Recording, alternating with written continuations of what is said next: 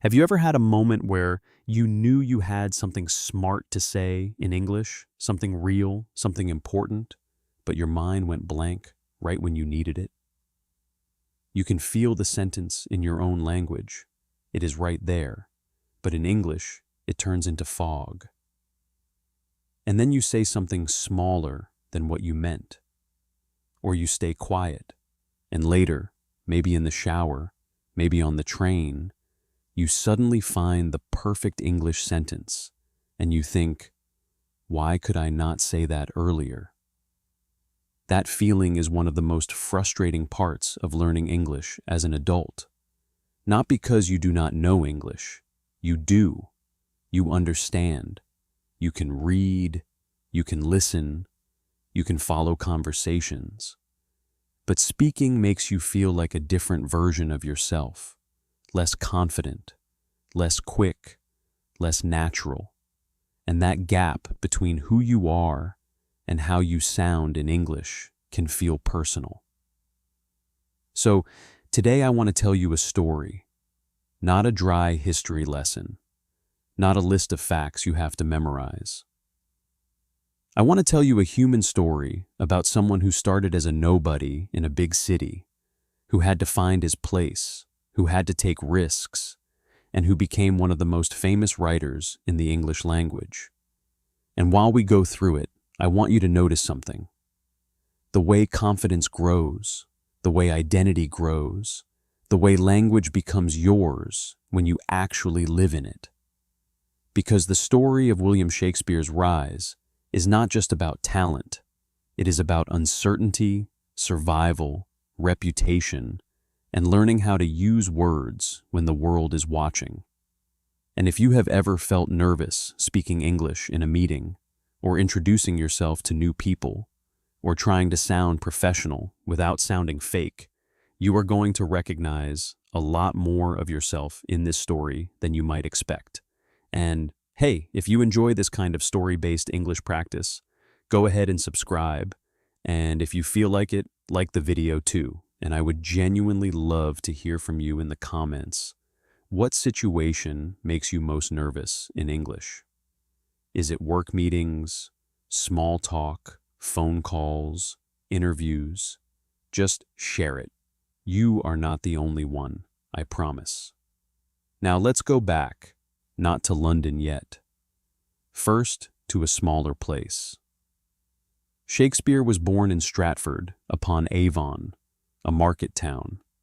Not a big, exciting capital city, not some famous center of culture. Just a normal town where people worked, traded, raised families, went to church, argued with neighbors, and worried about money. If you imagine the difference between growing up in a small town and suddenly trying to make it in a huge city, you already understand the kind of pressure he would later feel.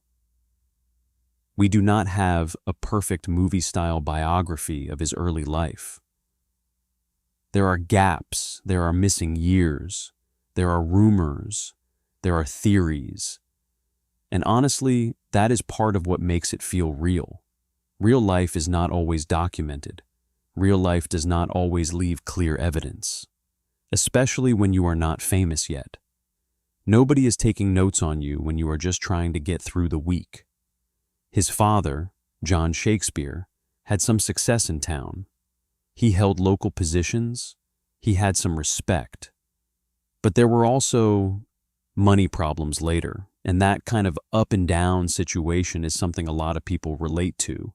One year, things feel stable. The next year, you are worried, and you start thinking, what am I going to do with my life? Where is my future? Shakespeare likely went to a local grammar school, and if you have ever studied English in school and felt like it was all rules and literature and pressure, imagine him learning Latin, reading old texts, translating, memorizing, repeating. It was intense. And here is a small thing I want you to remember as an English learner. Even Shakespeare, the great Shakespeare, started with the boring parts. He did not start as a genius on a stage. He started as a student doing the hard work, putting words in his mouth again and again until they started to feel natural. Then comes the part of his life that people love to talk about because it feels dramatic. He married young. He was about 18. His wife, Anne Hathaway, was older than him. They had children. So now imagine this. You are young, you have responsibilities, you have mouths to feed, and you live in a town where there are not a lot of big opportunities. And you hear stories about London, the theaters, the crowds, the money, the excitement, the danger too. London was not safe and clean and comfortable. It was crowded, loud, and full of disease. But it was also the place where a person could reinvent themselves. And that idea of reinventing yourself is so connected to language learning, isn't it? When you speak English, you are not only translating words, you are building another version of yourself. And that can feel scary, because in your native language, you already know how to be funny, how to be polite, how to be strong, how to be subtle. But in English, you might feel like you only know how to be basic, and it can make you feel younger than you are, less experienced than you are. Shakespeare goes to London, and again, we do not have a perfect, clear story of exactly how, but what we know is that he becomes involved in the theater world. And here is the thing. The theater world at that time was not polite. It was competitive. It was full of ego. It was full of people trying to survive. Actors, writers, theater owners, patrons, critics. People judging you, people copying you, people attacking you. If you have ever worked in a competitive company, or tried to prove yourself in a new country, or even just tried to speak English with native speakers who talk fast and interrupt, you know that feeling. You walk into the room and you feel behind. You feel like everyone else knows the rules, and you do not. And you think, if I make one mistake, they will see I do not belong here. A lot of my students carry that fear. They do not just fear making an English mistake. They fear what the mistake means. They fear it makes them look less intelligent, less professional, less worthy of respect. But in real life, mistakes usually do not do that. Most of the time, mistakes just show you are human and you are trying. The bigger issue is when fear makes you silent. Silence is what makes people forget you. Silence is what keeps you outside the circle. Shakespeare, as a newcomer, would have been judged. People in London would have heard his accent. They would have known he was not from the city. They would have seen him as an outsider. And yet, he builds a career. At first, he likely did whatever work he could. People love the idea of someone arriving in London and immediately becoming famous. But that is rarely how life works. More often, you start small. You take work that is not your dream job. You observe. You learn the culture. You learn the rhythm. You learn what people laugh at, what makes them angry, what makes them cry. You learn how to hold attention. And that, by the way, is exactly how you become a better English speaker. You do not become fluent by memorizing more and more rare vocabulary. You become fluent by living inside common English, by noticing the rhythm, by listening to how people really react, by copying the simple phrases people use every day. Shakespeare starts writing plays, and he is not alone. There were other writers. Some were university educated, some came from more elite backgrounds, and Shakespeare did not. So imagine the insecurity, imagine the voice in your head saying, These people are more educated than me. They have better connections. They speak more smoothly. They belong here more than I do. Sound familiar? This is where a lot of adult learners get stuck. They compare themselves to someone else, maybe to a coworker who speaks English like a native, maybe to a friend who moved abroad and now sounds confident, maybe to a person on YouTube who seems perfect. And comparison kills progress. Because you stop looking at what you can do now compared to what you could do last month. You stop noticing your growth. You only notice your distance from perfection. Shakespeare's rise happened because he kept producing. He kept writing. He kept being part of the world he wanted to belong to. And that is one of the simplest truths I can give you about speaking English. Fluency comes from participation, not from preparation. Yes, preparation helps. Of course, study helps. But you cannot study your way into confidence without actually using the language in real moments. And those moments will be messy at first. You will say the wrong tense. You will forget a word. You will use a strange phrase. And you will survive. And the next time you will speak a little faster, a little more naturally, and slowly you start to feel like yourself again, just in a different language. Now, one of the untold parts of Shakespeare's rise is that he was not just a writer. He was also a businessman. He was involved in a theater company. He understood money. He understood how to build a stable life from a risky career. That is not the romantic image people like, but it is real. Art and survival are connected. He wrote for audiences, and those audiences were not quiet, polite, educated people sitting in silence. Many were loud. They ate, they drank, they talked. They reacted immediately. If they were bored, they showed it. If they loved something, they shouted. So Shakespeare had to learn what worked. He had to learn what connected.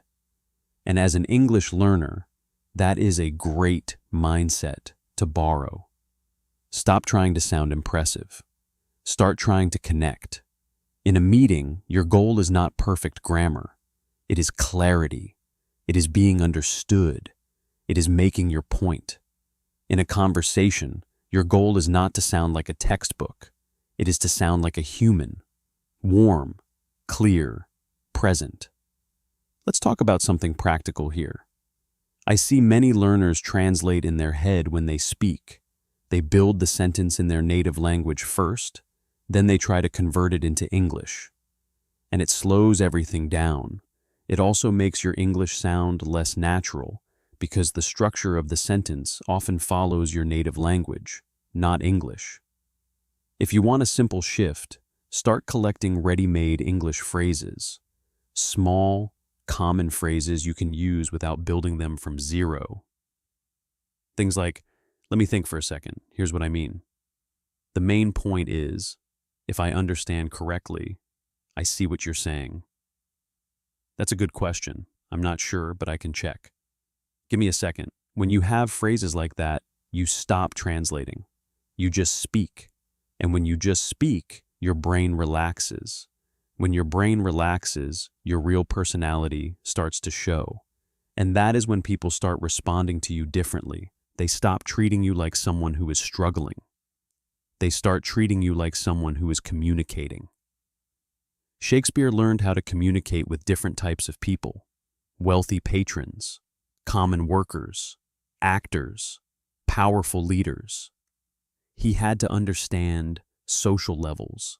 He had to understand what language felt high and what language felt simple. And that's why his plays often mix fancy speech with everyday jokes. He could move between worlds. And that is another thing I want you to hear. You do not need one perfect English. You need flexible English. At work, you might need clear professional English. With friends, you might need casual English. When you travel, You need survival English, quick and simple.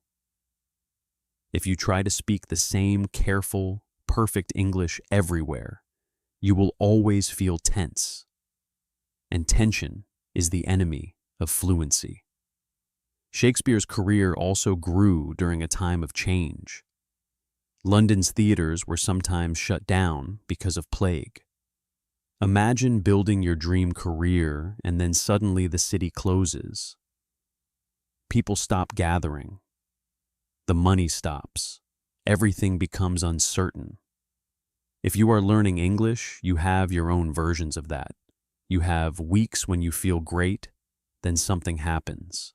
Stress at work, family responsibilities, a move, a health issue, and you stop practicing. Then you come back and you feel rusty and you think you lost everything. You did not lose everything. You are just human.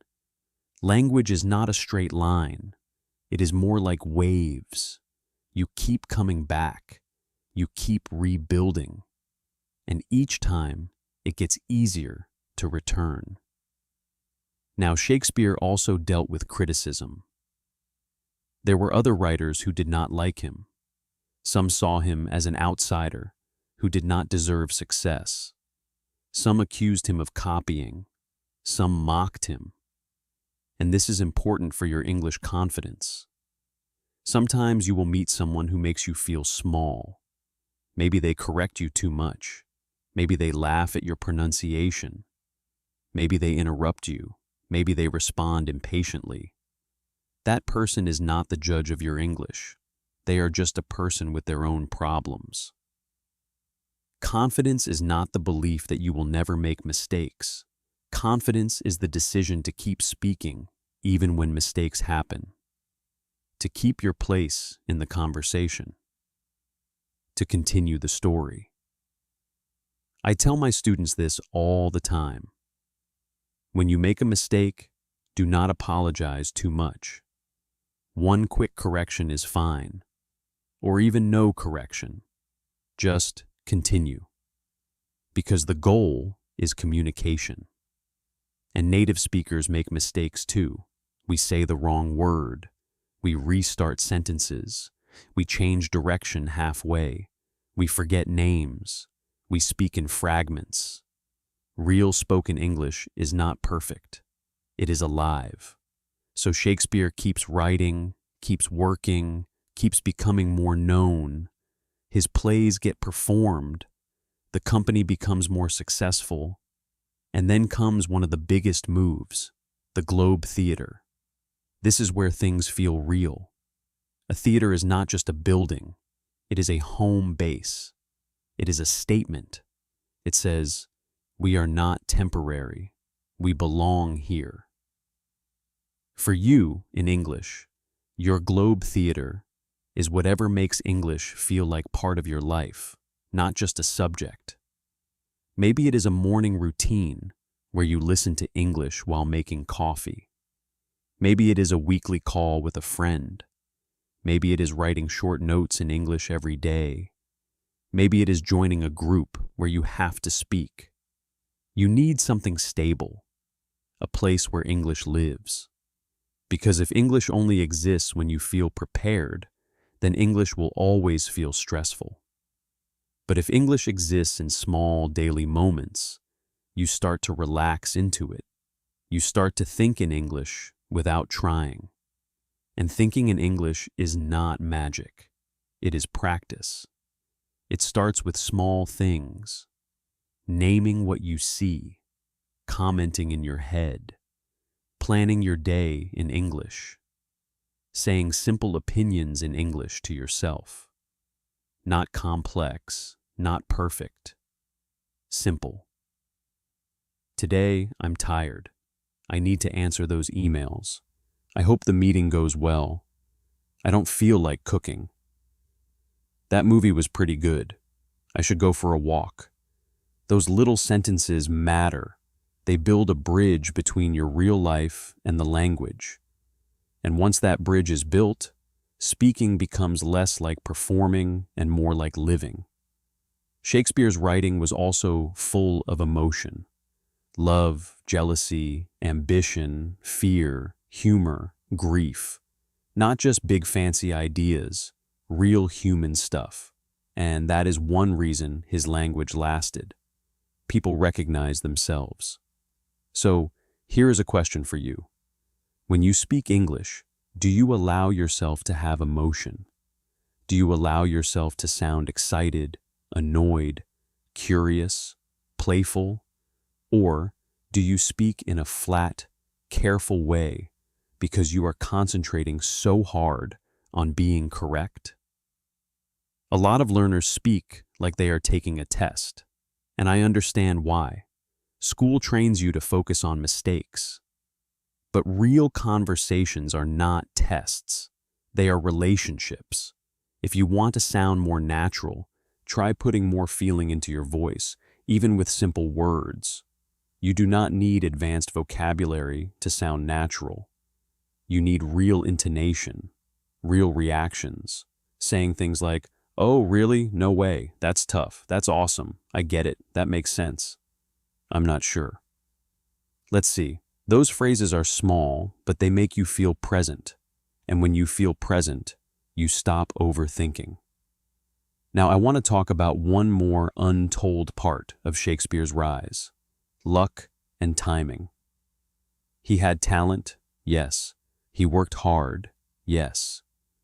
But he was also in the right place at the right time in some ways. The theater was growing. The city was hungry for entertainment. There was space for new voices. And you might think, "Tom, what does luck have to do with my English?" It matters because many learners believe fluency is only about personal ability, like you either have it or you don't. But so much of speaking confidence is about situation. The people you speak with, the environment, the topic, your energy that day, your stress level. If you speak English with someone patient and friendly, you will sound better. If you speak with someone who makes you nervous, you will struggle more. That does not mean your English got worse. It means the situation changed. So, when you judge your English, be fair. Do not judge your ability based on your worst moments. Judge your ability based on your overall progress and your willingness to keep going. And if you want a practical strategy, here is something I often recommend. When you have an important English situation, like a presentation or an interview, do not memorize a full script. Memorizing is fragile.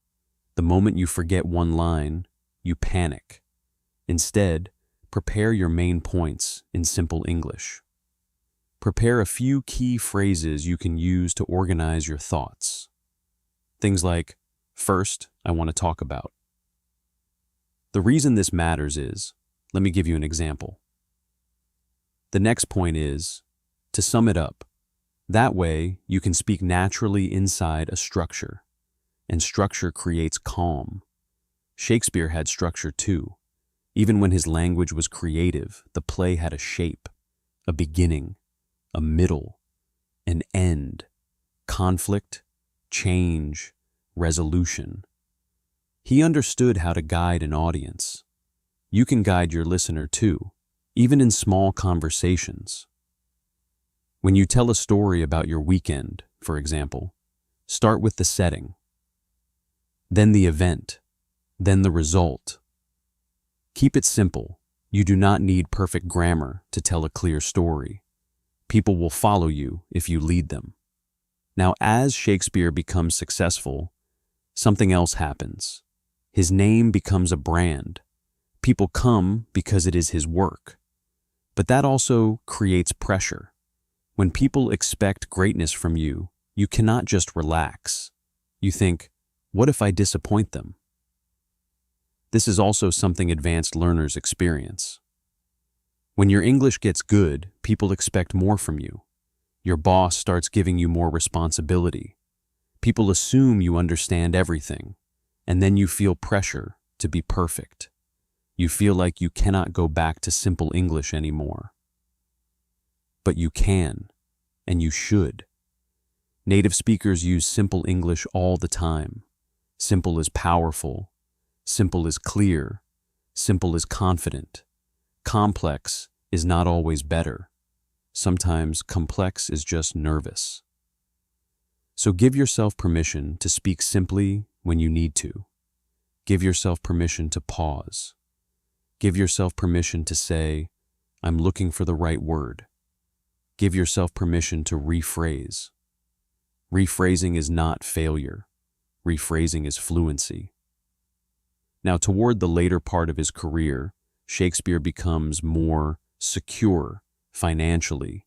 He invests back home in Stratford. He buys property. He builds stability. And I think there is a lesson here too. When you become more comfortable in English, you start building a stable identity in English. You stop feeling like you are borrowing the language. You start feeling like it belongs to you. And that is the moment I want for you. Not perfection. Belonging. Belonging is when you can speak English and still feel like yourself. Even if you make mistakes, even if you have an accent, even if you forget words sometimes, you still feel like you are you. So, let me bring this back to your real life.